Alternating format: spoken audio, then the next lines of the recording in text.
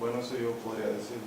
Bueno, yo sabía que lengua y la diferencia entre lengua y dialecto es, primero, a lo mejor, cómo se construyó, si tiene cierto arraigo, cierta formación cultural, y el número de personas que lo hablan, lo que yo sé.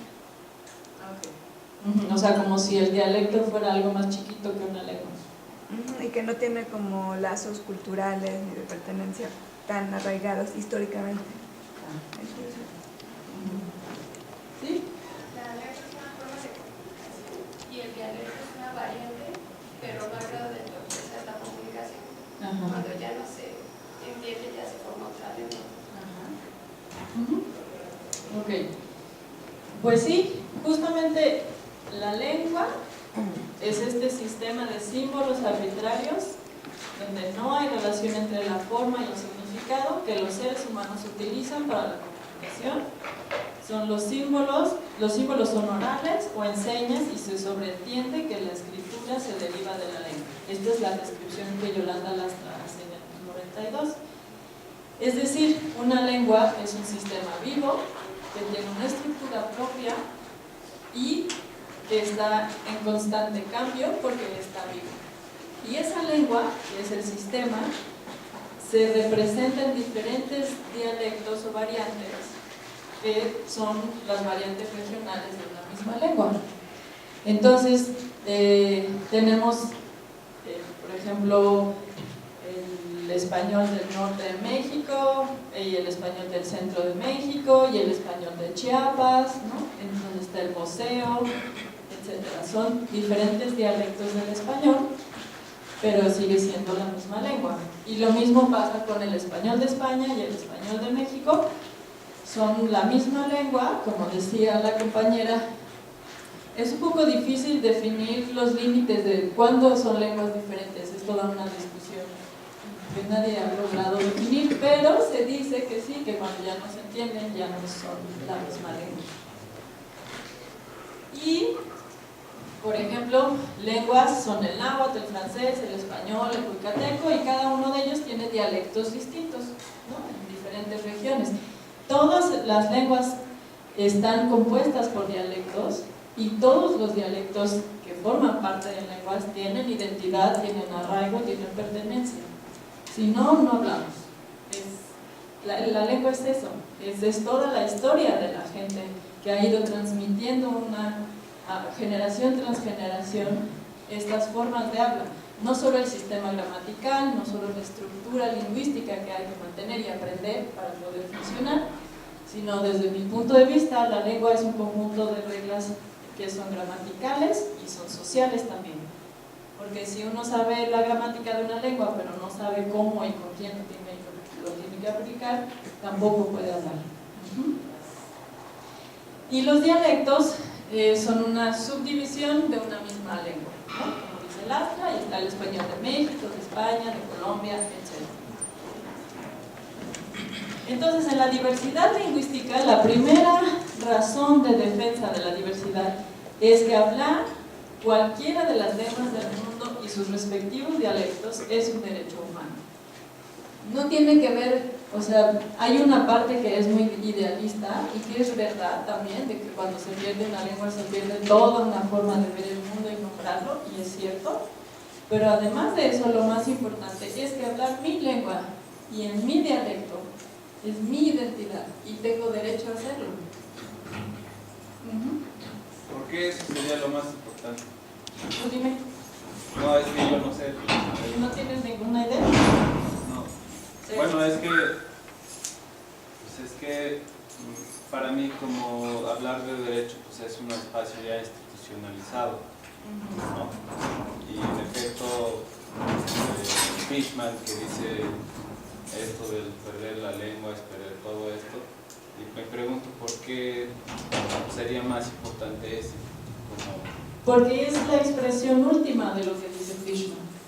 O sea, los grandes teóricos lo que han dicho es, cada vez que se pierde una lengua, se pierde la cultura de ese pueblo que la desarrolló, se pierde la cosmovisión, se pierde esas formas de nombrar, se pierde la historia, ¿no? Y se pierde dentro de la riqueza de la diversidad. Eso es lo que se dice en general y es cierto, es verdad. Pero la última expresión de esa importancia tiene que ver con cada uno de los seres humanos que estamos presentes aquí, y que es el derecho a ser diferente, el derecho a ser como soy. Y ese derecho implica, cuando hablo, yo no puedo evitar mostrar quién soy. Y entonces cuando a mí se me prohíbe hablar mi lengua, o hablar mi registro como prohibición, no como elección, porque todos elegimos. O sea, yo estoy aquí y yo sé que para hablar con ustedes tengo que usar un cierto estilo, ¿no? Con un registro determinado, etc. Lo mismo ustedes. Y este es un acuerdo tácito que tenemos para que esto funcione. Es una elección, pero no es una imposición obligada, porque si no nos vamos a la cárcel todos, ¿no? Como por ejemplo los catalanes, a quienes sí les pasó esa historia, ¿sí? Sino que es un derecho, porque cuando yo estoy hablando, incluso en este momento con el registro que estoy eligiendo, todos ustedes pueden generar criterios de quién soy, de dónde vengo, cuántos años tengo, me ven. Digo, es diferente porque también me están viendo, ¿no? Pero lo que yo hablo y cómo lo hablo es resultado de mi historia, y ese es mi derecho, aquí y ahora, no solamente visto de forma general, ¿no? No sé si respondí a tu pregunta. Sí, y también, digamos, ¿cuál es el criterio para determinar qué es más importante, que sea un derecho a, digamos, a todas estas... Es que no está separado, o sea, va junto. Es decir, el hecho de que yo hable ahorita es que me respalda todo lo que dice Fishman y lo que dicen los grandes teóricos de la sociología del lenguaje. Es decir, yo hablando ahorita tengo todo ese legado que ellos dicen que se pierde cuando se pierde mi lengua. Pero cuando hablo de derecho tiene que ver con ejercer el derecho ahora, ¿no? Y justo por eso está la Ley General de Derechos Lingüísticos de los Pueblos Indígenas.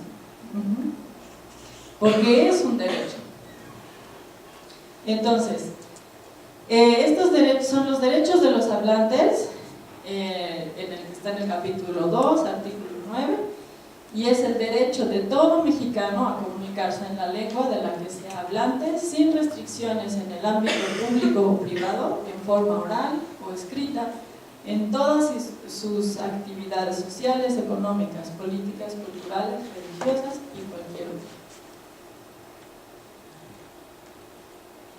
Entonces, la diversidad lingüística en el mundo es muy amplia. Como pueden ver en este mapa, las zonas rojas son todos los lugares en donde se concentran las diferentes lenguas. Entonces aquí está más difuso, pero en estas partes es donde está mucho más denso, ¿no?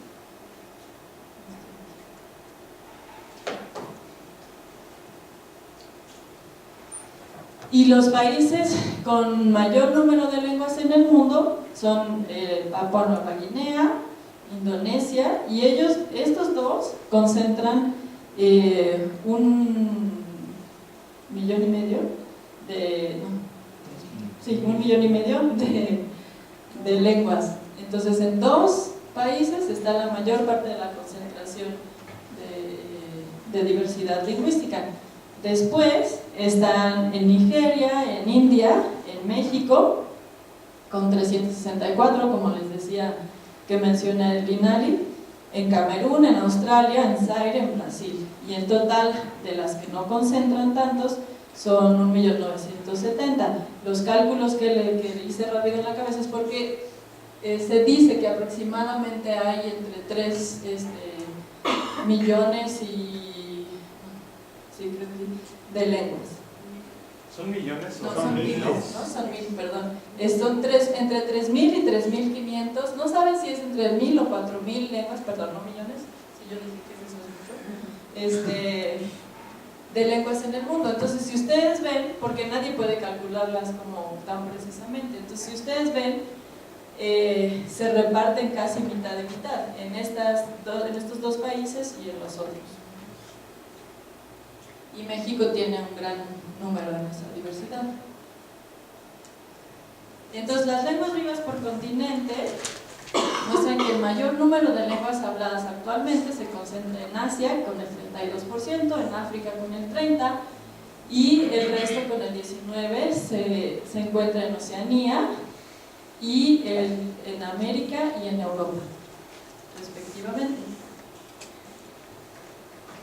Entonces, aquí tenemos esta distribución de las lenguas vivas por continente, como podemos ver.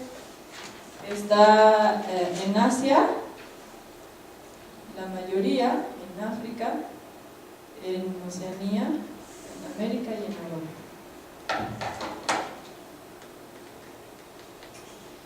Y poco más de la mitad de la población mundial habla 11 lenguas: el chino, el inglés, el hindú o urdu, el español, el árabe, el portugués, el ruso, el bengalí, el japonés, el alemán y el francés. Y la mitad de las lenguas del mundo son habladas por grupos de menos de 10.000 personas. Entonces, las lenguas mayoritarias por número de hablantes son el chino, el inglés, el hindi, el español, el árabe, el portugués, el ruso, el bengalí, japonés, alemán y francés, como pueden ver en el orden.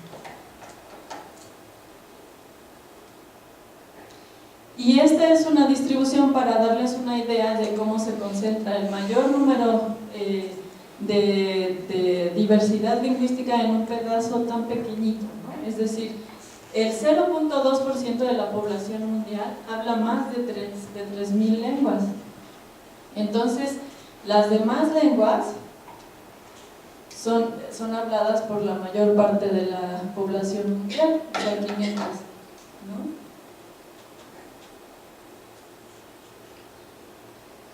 Y se estima que de continuar las condiciones actuales, entre el 50 y el 90% de las lenguas del mundo van a desaparecer en el presente siglo. Entonces, en México, la diversidad lingüística está muy presente en todas partes, eso es algo que ustedes ya lo han notado, y es una de las mayores riquezas que tiene México junto con la cultura, porque no son separables, ¿no? Lengua y cultura van completamente unidas, aunque es tan evidente que es difícil de estudiar. O sea, es como tan evidente que la lengua está presente todo el tiempo, es omnipresente, que es difícil poder hacer abstracciones y ver cuál es el vínculo de manera científica, pues. La mayor parte de sus lenguas están en peligro de extinción y todas están amenazadas, y los principales argumentos para defenderlas son que las diferentes lenguas originarias contienen una forma propia y única de ver el mundo, y es necesario conocerlas y tomar acciones para intentar revertir sus procesos de desaparición. Y a través de esa ley indígena de la que les acabo de presentar, surge el INALI, que es el Instituto Nacional de Lenguas Indígenas, en 2005, y a partir de que surge se genera el Catálogo de Lenguas Indígenas, en donde se define que hay 11 familias lingüísticas, 68 agrupaciones y 364 variantes lingüísticas. ¿Por qué se dice agrupaciones y no lenguas? Porque no es fácil definir los límites de una lengua. Es como decía la compañera, la definición es: ¿cuántas lenguas zapotecas hay? No lo sabemos. Solamente hay aproximaciones de esa diversidad interna que hay, son muchas. Se piensa que hay alrededor de unas 8 o 10 lenguas zapotecas con sus variantes internas. El mixteco es una de las lenguas con mayor número de variantes, creo que tiene 80 identificadas por el INALI. Entonces se llama agrupaciones porque no puede definirse todavía. De hecho, en el instituto están en discusiones sobre cómo definir una lengua. También porque esto tiene implicaciones legales y administrativas en el país, ¿no? Entonces, si tienen dudas o comentarios, pueden levantar la mano cuando quieran. Entonces, estas son las categorías que presenta el INALI. Las 11 familias lingüísticas son un conjunto de lenguas cuyas semejanzas en sus estructuras lingüísticas obedecen a un origen histórico común. Las 68 agrupaciones es el conjunto de variantes lingüísticas comprendidas bajo el nombre dado tradicionalmente a un pueblo indígena: náhuatl, zapoteco, mixteco, yucateco, etc. Otomí. 364 variantes lingüísticas son formas de habla que presentan diferencias internas con otras variantes de la misma agrupación.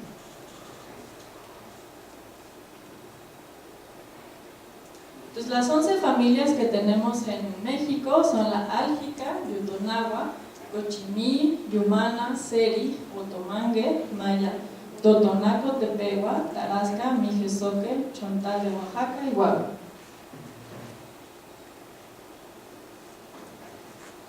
Y están distribuidas así durante en el país. Entonces,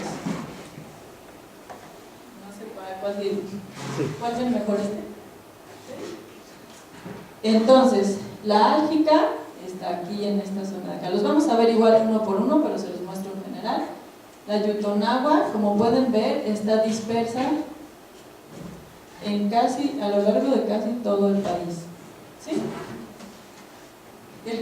La cochimillumana está en esta zona, el seri, otomangue son estas,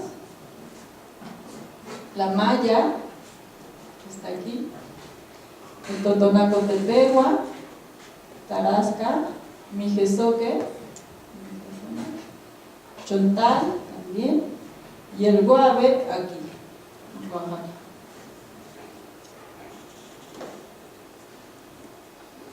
Entonces, este es el mapa de la familia álgica. Como ven, pues son poquitos.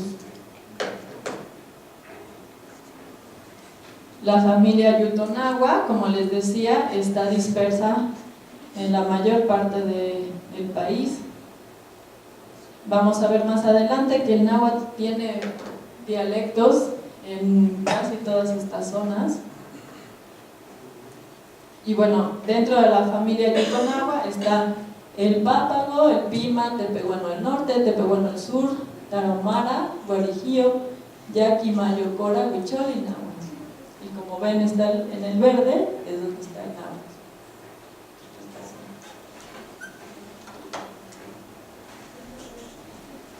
La familia cochimillumana está concentrada aquí arriba, con el paipai, el huay, el capá, cumiay y quiligua.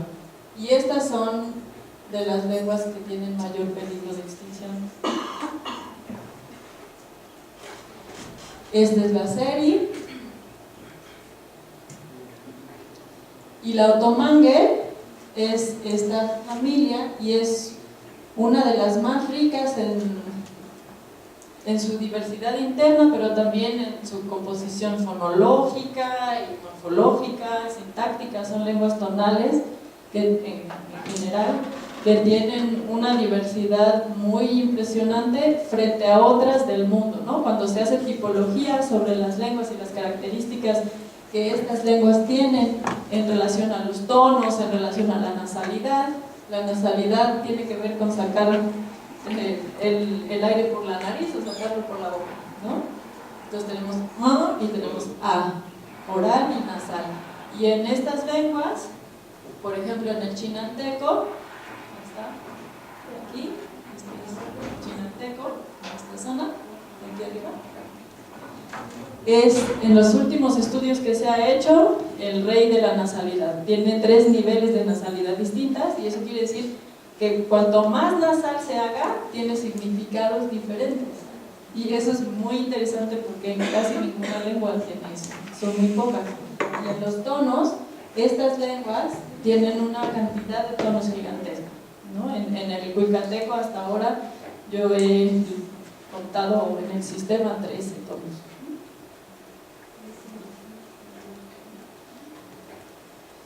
Está la familia maya, concentrada en esta zona, con el huasteco, el maya, el lacandón, el chol, y bueno, los demás. Ustedes van a tener la presentación también, entonces la van a poder ir viendo para no tomar demasiado tiempo en eso. Y la familia totonaco tepehua, concentrada aquí. el tarasco o purépecha,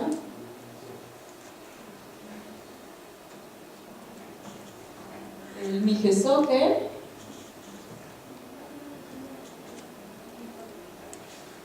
el chontal de Oaxaca, que es este de aquí. Como ven, en Oaxaca hay una diversidad lingüística muy grande. Y el guave, que es una familia aislada. Entonces, las lenguas con más y menos hablantes en México son primero el náhuatl, después el maya, el mixteco, el zapoteco, el celtal, el tzotzil, el otomí, el ayapaneco, el acateco, el quiligüe, el teco, el olunteco, el bishil y el cachiquel.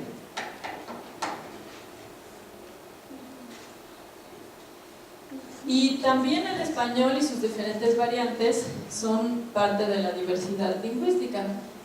La lengua de señas también, y las lenguas extranjeras, como se ha dicho, como las comunidades que hablan francés, catalán, euskera, inglés, japonés, etc.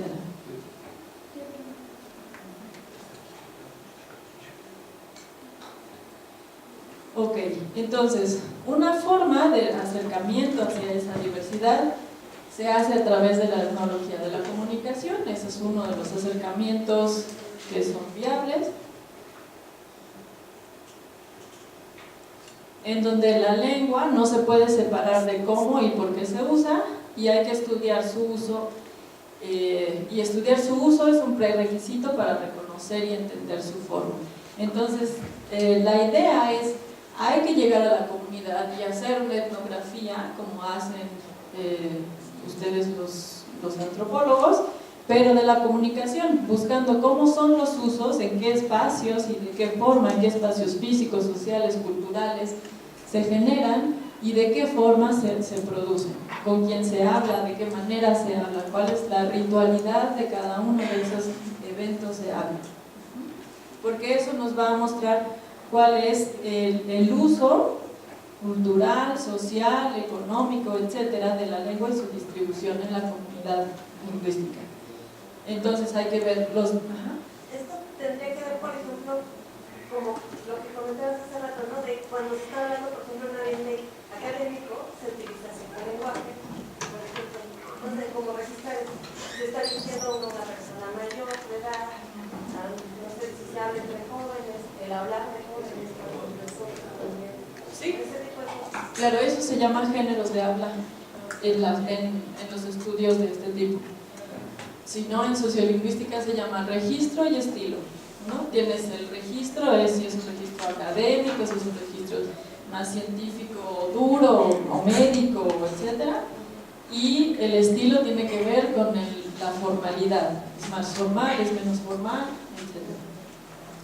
Pero los géneros de habla son cosas que se registran a través de la etnografía de la comunicación y que solo se pueden ver en la vida cotidiana. Entonces hay unos que son los géneros de habla en la familia, y entonces se ve, o entre las mujeres, o en las fiestas de este tipo, entre los chamanes, ¿no? Y esos son géneros de habla como mucho más específicos. Entonces es importante registrar los valores y creencias culturales, las instituciones y las formas sociales, los roles y personalidades, la historia y la ecología de una comunidad deben ser examinados conjuntamente en relación con las pautas, los eventos comunicativos como puntos centrales de estudio, según define Lastra. Entonces, para la etnografía de la comunicación, a la comunidad hay que estudiarla como un contexto, investigando sus hábitos de comunicación como un todo, y la comunidad lingüística se define como una organización de la diversidad. No sé si alguno de ustedes ha oído hablar de este concepto de comunidad de habla, comunidad lingüística, y qué se les ocurre que puede ser.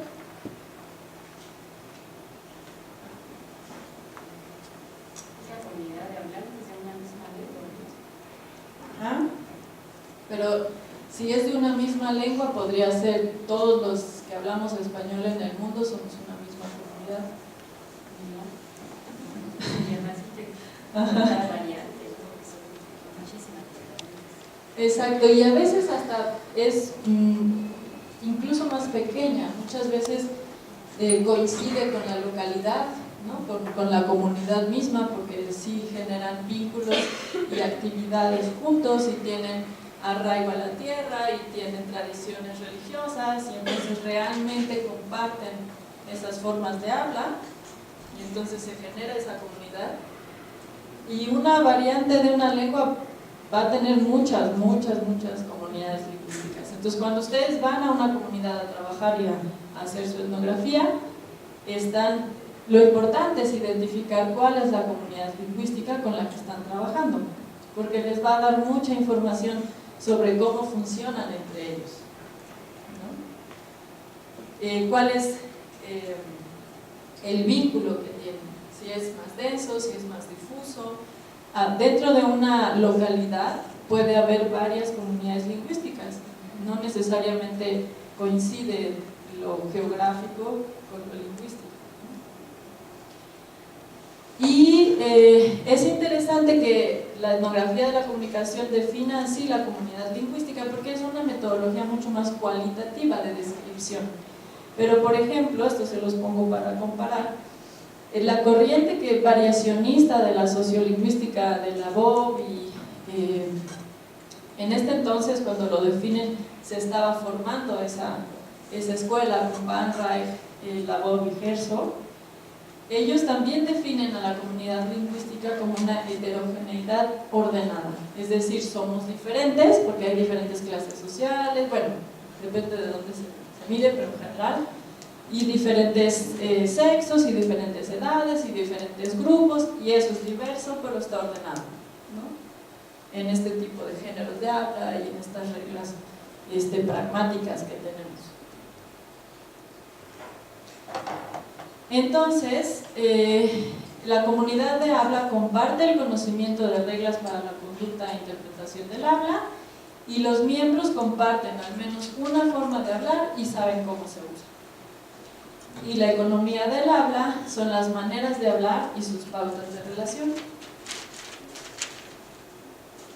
Entonces, las unidades de estudio que utiliza la etnografía de la comunicación son la situación, entonces es el contexto en que se da la comunicación. Esto puede ser una fiesta, una clase, una comida, y contiene varios eventos de habla. Entonces, un evento de habla son las actividades que se rigen por reglas para el uso del habla, como las conversaciones, y el acto comunicativo es la función de la interacción, es decir, un chiste, un pedido, una orden. Entonces, como pueden ver, se parte de algo más grande para ir viendo las unidades internas.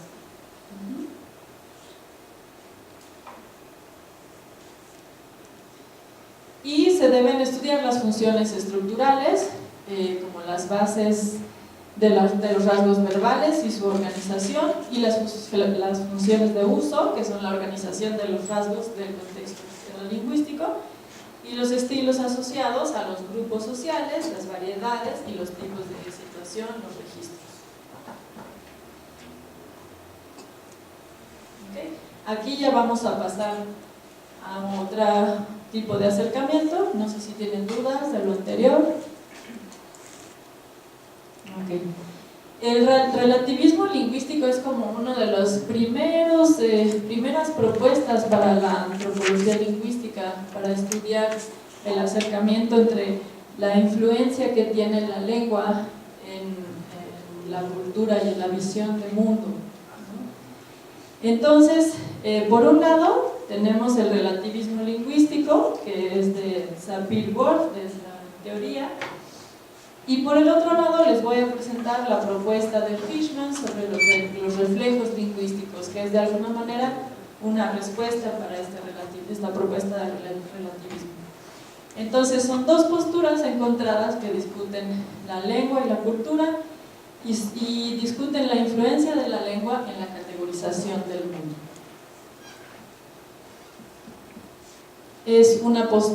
Uno postula que la estructura lingüística y el uso lingüístico son fundamentales y ya están dados según la estructura gramatical de la lengua que yo aprendí, que es mi lengua materna, y que toda conducta está influenciada por ellos. El otro, el de los reflejos lingüísticos, propone que la organización y la conducta sociales son anteriores y que la lengua es un mero reflejo de ellos, ¿no? Entonces tenemos estas dos posturas. Por un lado, el relativismo lingüístico dice, yo voy a entender mi vida y el mundo y lo que está alrededor a través de la gramática de mi lengua, a través de la estructura de mi lengua. Entonces, les voy a mostrar más adelante, si mi lengua no distingue entre dos colores, pues yo solo voy a ver uno, ¿no? Porque así está estructurada mi cabeza, es lo que dice el relativismo lingüístico. Y lo que dice Fishman sobre los reflejos lingüísticos es que más bien la organización y la cultura social son anteriores y que la lengua es un reflejo de lo que pensamos, ¿no? Es como tener estas dos posturas. ¿Vamos bien?